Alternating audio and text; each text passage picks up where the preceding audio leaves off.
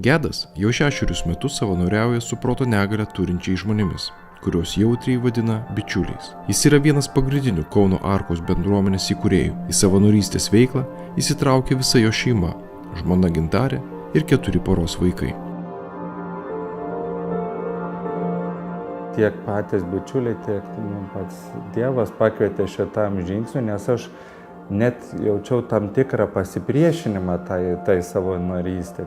Nenorėjau, bijojau, kas čia bus su šeima, ar pavyks suderinti su šeima, kaip čia gali savanoriauti, gal reikia skirti laiką tada vaikui, vienam iš vaikų kažką užsiimti, bet man tas toks troškimas buvo kaip nerimas viduje. Labai bičiuliai, kuo turi dovaną, jie turi nuoširdumo ir paprastumo dovaną. Į gyvenimą žiūrėti labai paprastai.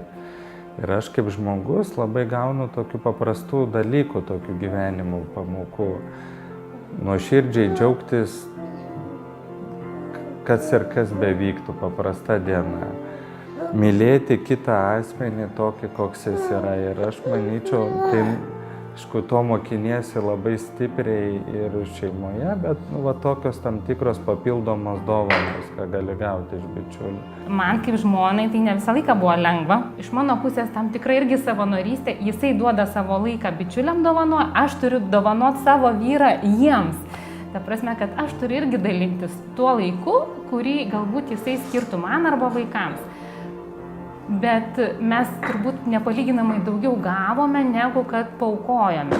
Todėl, kad tai yra pavyzdys mūsų vaikams, tai yra patirtis mūsų vaikams, ką tai reiškia savanoriauti. Nes manau, kad iš tėvų jie geriausiai mokosi, kad galima savo laiką net lygintinai skirti kitam ir tame matyti prasmę, patirti džiaugsmą, netgi ir kančioje išbūti tame. Tie žmonės tikrai turi galybę dovanų ir labai daug yra mitų apie juos, kad gal jų net ir bijoma, o kaip čia su išnekėt, o ar jie iš viso gali atsiliepti, ar jie iš viso moka, ar jie sugeba, jie gal nešneka, gal nevalgo, galbūt jie agresyvūs yra.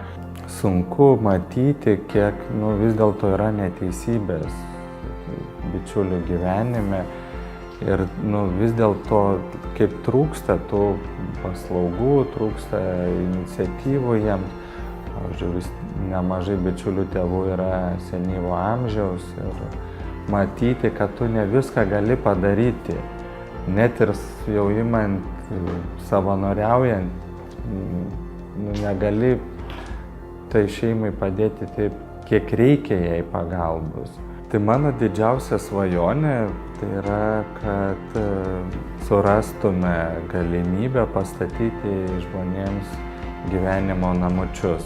Kad ypatingai bičiuliai, kurie gyvena globos namuose, jie turėtų ne tik atvyktų čionais pabūti, užsiimti, išgyventi bendruomenę, bet jie turėtų bendruomenę kaip savo šeimą, kaip gyvenimo šeimą, kur gyventų kartu ir savanoriai, ir bičiuliai kaip viena šeima.